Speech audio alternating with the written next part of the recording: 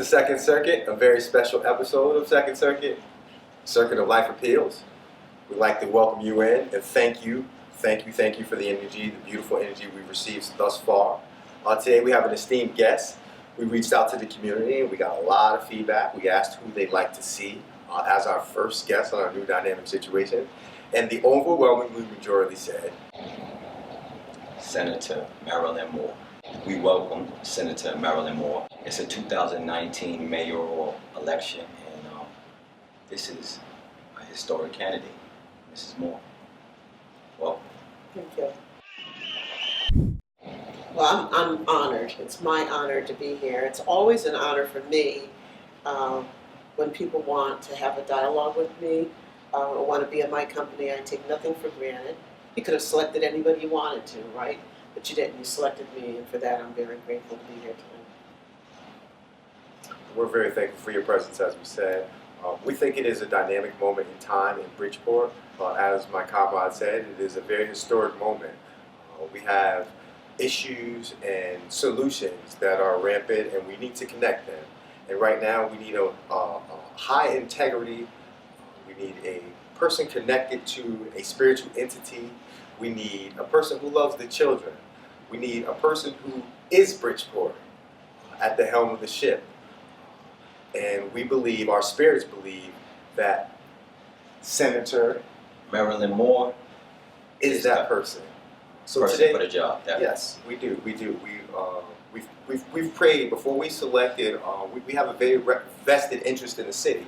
So before we selected who we wanted to highlight and illuminate, we took it through prayer, we took it through meditation, we took it through study, and all roads led to Senator Marilyn Moore for Bridgeport Mayor 2019. And we would like to ask the audience, what other candidate is electable? Tell me another candidate worthy of being the mayor of Bridgeport in 2019.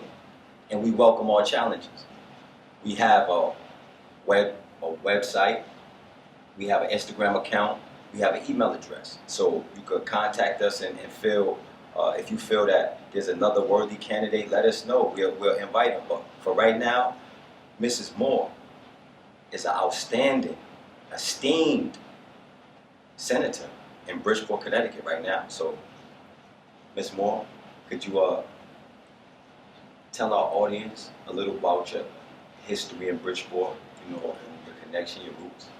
First, I want to say I appreciate that you are prayerful about what you do, because as long as we do that and we stay true to what we get in our heart and our head, we'll take the right path, and then we don't have anything to worry about because we know who's guiding us. So I really do appreciate that. I try to start every single day asking God to guide me, to do my very best, not to do any harm to anyone. And if there's an opportunity along the way to help somebody, please make sure that I pay attention to that opportunity and I don't pass it by and regret, because I never know who that person is or what's going to what difference I can make in that person's life. So I'm Bridgeport born, grew up in the hollow of Bridgeport. I've lived on the east end of Bridgeport. I've lived in Black Rock. I've lived in the north end, and now I live in the Brooklyn section of Bridgeport. I have 3 very adult children, 9 grandchildren, and 1 great-grandchild. I went to public schools here. I went to Wheeler School, Columbus, Central High School, the old Central High School when it was in City Hall, and then the new Central High School where it is right now. Housatonic Community College when it was in Barnum Avenue, in the Singer Factory, Housatonic when it was downtown Bridgeport, and the University of Bridgeport. I spent 20 years in the telephone company with the lowest paying job going in the door selling Mickey Mouse phones, to have started their cellular company and their long distance, and having wonderful experiences all during that time of meeting people, identifying people who have a lot of skills but had not had an opportunity. But I was in a place where I could give them an opportunity and let them grow to be more than what they were being used for in a certain job, giving them an opportunity to grow and to help somebody else. And that's my journey in the telephone company. That I think that's what I'm most proud of, that I saw opportunities for myself, but I didn't just use it for me. I brought other people along who were in the same situation of being stagnant in a job, but were quite able to do a great job. And when I left the telephone company, I began a nonprofit for breast cancer. I'm not a breast cancer survivor.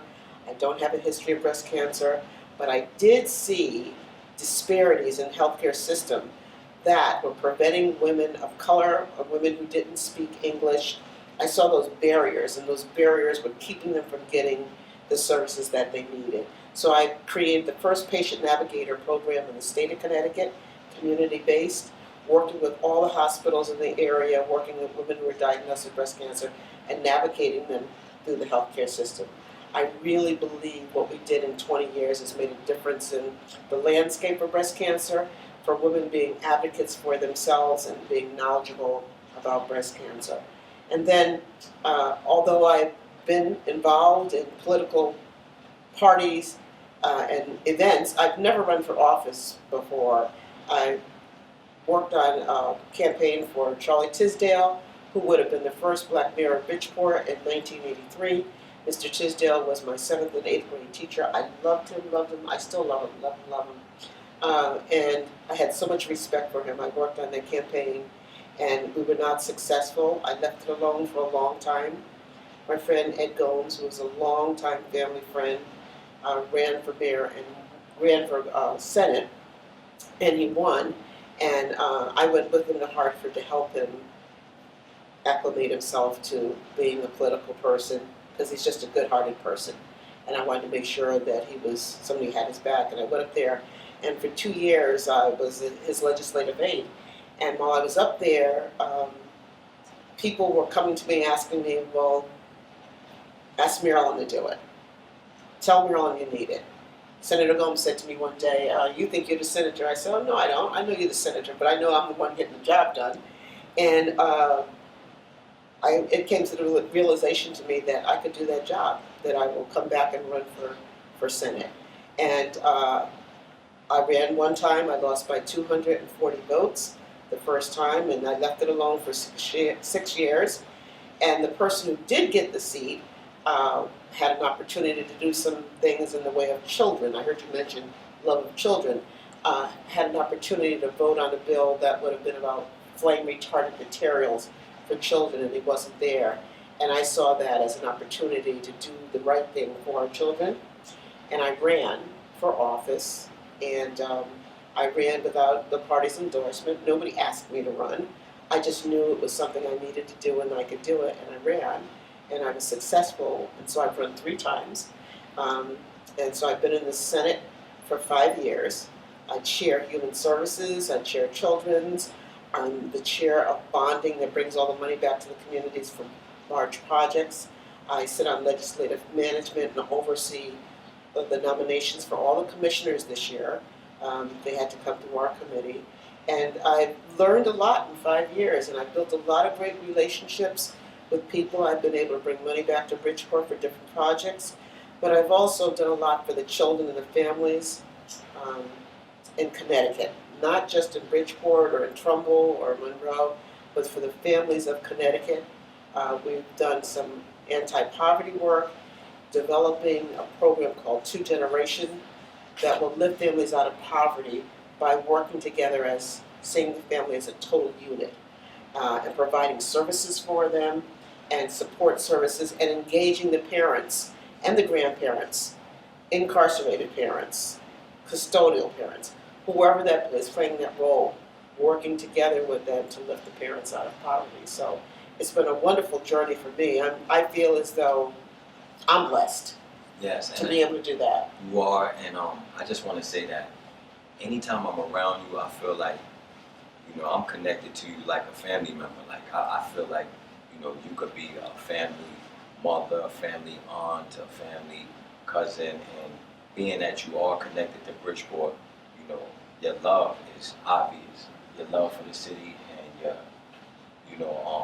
your roots run very deep, and we appreciate what you're doing for the city of Bridgeport right now, what you've done, and the path you're creating. And just know that you have a lot of young ladies that are sitting, just watching you, aspiring to be, leaders and change. You know what's interesting is that sometimes you get discouraged at the stuff that's going around. You don't really feel as though people appreciate you because there's a lot going on in people's lives, and sometimes we do need that gratification and someone to say, I appreciate what you do. But one day my pastor said to me, Marilyn, don't be discouraged. You'd be surprised how many people are watching you. You'd be surprised how many people you're making a difference. That was very uplifting for me because you think nobody's paying attention, right? And then you run into some young person who says, oh, you're Senator Moore? Oh my gosh, I follow you all the time. And so that's why I do what I do. But I try to do it in truth, and I try to be a person of integrity that because young people are watching me and because everybody's watching, I just want to show people that you can have integrity. You can do the right thing. You don't have to buy into a system that doesn't work. Just because it worked before doesn't mean it has to continue to work. That we have the ability to change, and we have the ability to do the thing the right way and still walk away with our integrity and our dignity. So when people see us, they say, well, if she did it, I guess I could do it. And that's really what's important to me, living in Bridgeport my entire life, is being that person that people could say, look, I don't know how she did it, but she did do it. I want to find out how she did it, and maybe I could do it too. But everybody has to understand that everything that we need is in us. We all have the same stuff. It's how we want to dig down and pull it out and how we want to use it. Sometimes we get lazy. I get lazy some days and I like to take the easy way out. It just doesn't work for me. So then I just have to go back to my core of who I am and say, you know, this is who I am. And then sometimes people will say to me, gosh, Marilyn, you did this, you did that. None of it was just intentional that I wanted to do any one thing. I did everything organically. If I saw a problem, I just tried to figure out how do I solve the problem or how do I help somebody. And it just led to one thing, led to another, led to another. And that's just basically my journey. One thing that endears us to you, ma'am, is, Senator, one thing that endears us to you is your attitude of servitude. Your whole aura speaks of servitude. And that is abnormal with politicians. My comrade once eloquently spoke at a city council event, and he spoke about the pompous air that had permeated the room for so many years at the city council. And he addressed the junior city council in the manner in which a teaching moment, to tell them that they could be agents of change.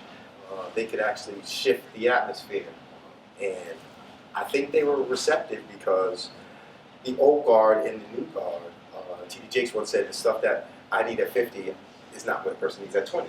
So I think they have new, refreshing ideas. They have new attitudes of servitude, where they don't feel entitled, where they see opportunity.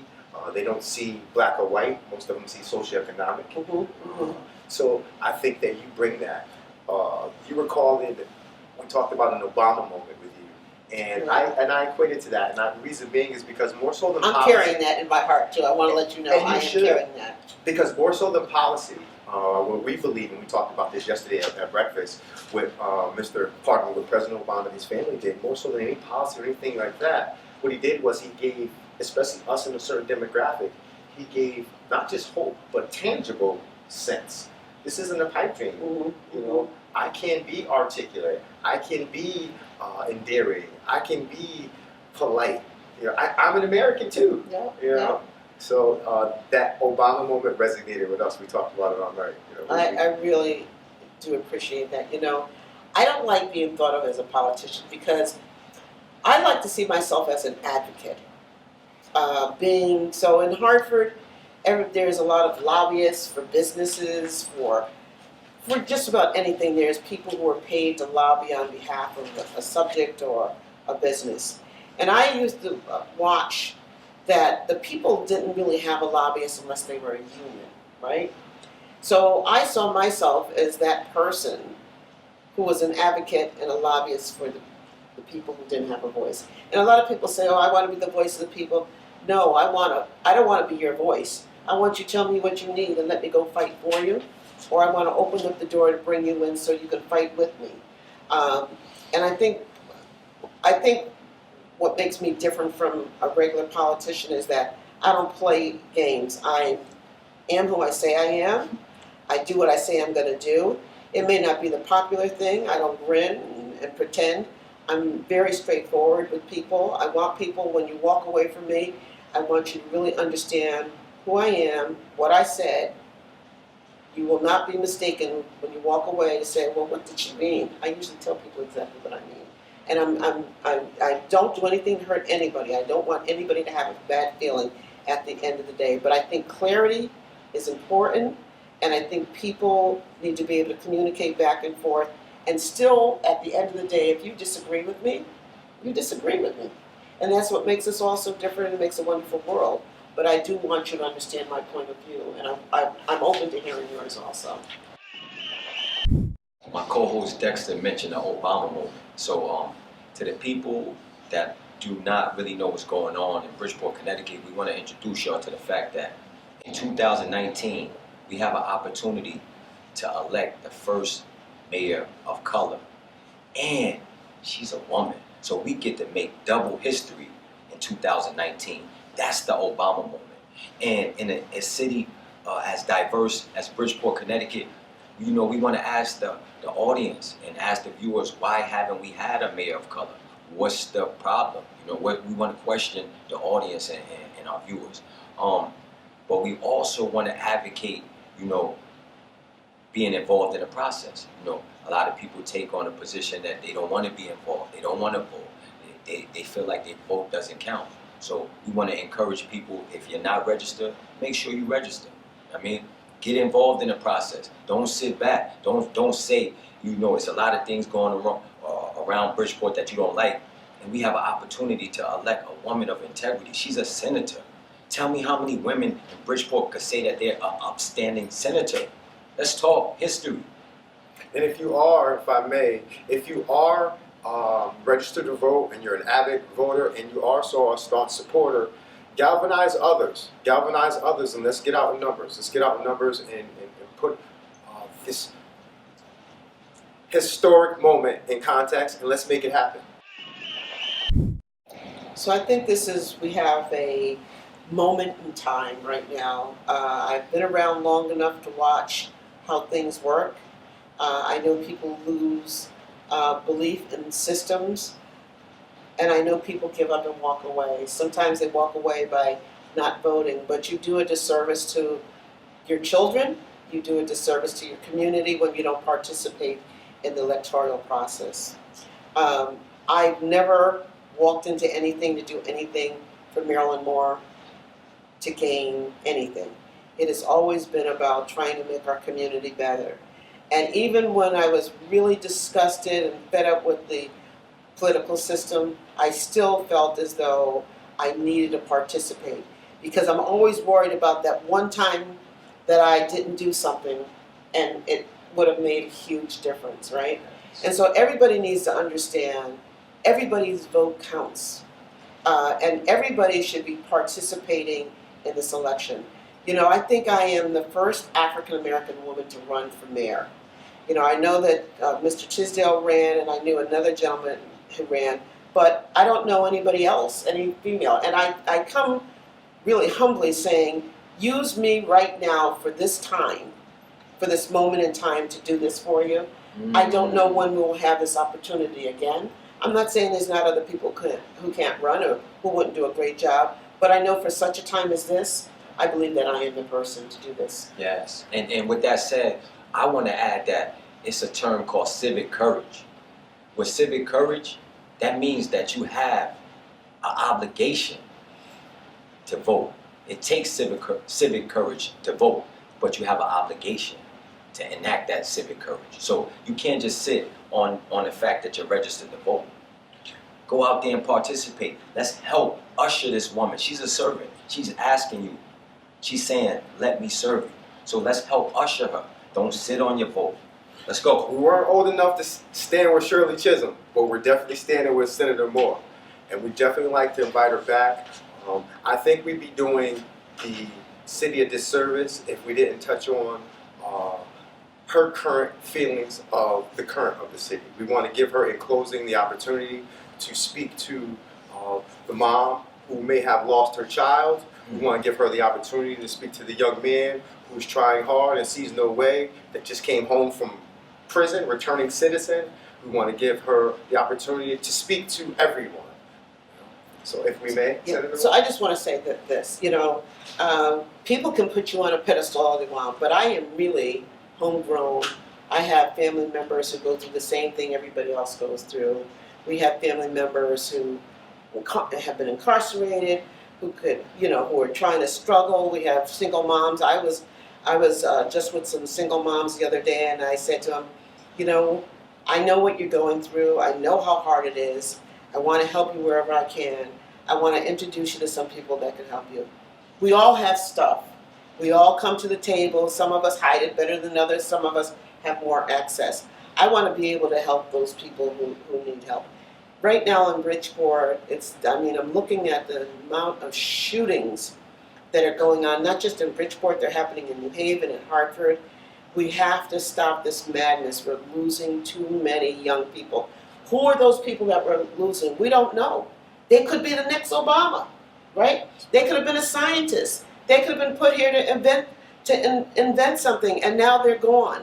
And then the loss of a mother who's lost a child. I went to see the young woman who lost a 17-year-old who was shot in the chest, and I said to her, I don't know your pain. I would not want to know that pain. And she was so young to know that she has lost a young person for no reason, for no good reason. I want you to know that I want us to live in a city that is safe and secure. I don't want a police state, but I want people to be able to walk the street and not have to worry about their kid went to a party and some other kid pulled a gun out and shot him, right? So we have to deal with those issues that are really pervasive in our community, but we also have to think about, why are these kids carrying these guns? Where's that anger coming from? What is the trauma that's associated once someone in the family is shot? How do kids work through that? And then they worry about, they talk about the kids aren't, behaving in school. You don't know what that kid's family's like. You don't know what it was like. Did someone feed them in the morning? Did they get a breakfast? Did anybody see them off? You just don't know. But we have to start taking better care of our families. And that's one of the things I want to focus on our families and making our community better. Because if we do take care of our children, everything after that is better. There's an African proverb that they ask, how are the children? And if you respond, the children are fine, then the whole community is fine. And I think that's where my heart is, trying to save a generation of children that I know could be so much more if they had a shot. And with that said, we want to say that how many mayors could have a loving heart like that? So this senator, this woman is bringing love to the city. A city that needs love at a time where everything is pretty much rampant. If you have an auntie who always resonated love and hope and positivity in you, if you want her, here she is. If you had a mother who was always stern but always was loving, she was always going to be a true spirit to you, whether you liked it or not, but you always know she had your best interest at heart. She's right here. If you had a neighbor who had care, concern for you, real care, concern, she's here. She's a servant, she's a leader, and we need to have our galvanization moment now. This is the moment in time, not tomorrow, now. And let's elect her, Senator Marilyn Moore, the first woman, the first African American, First black. black, pardon self, retract that, I say black too, woman in the history of Bridgeport, Connecticut. And I'm letting it be known. Y'all know how I talk. Whoever in office, man, I'm telling them sit down. Everybody need to get out the way, man. Let her walk through. That's all I'm saying. So in closing, we do want to thank you all for joining us, and we want to thank you very, We very want to much. welcome you back, and Thank you. I'd love to come back. anytime you're available, anytime you have anything you want to share with your audience, share with the city, please use our platform. It's available for you. We love your spirit, your energy. Like you said, your mother, your grandmother, and your Bridgeport roots. So we love you and we'll support you. Thank you very much. Yes.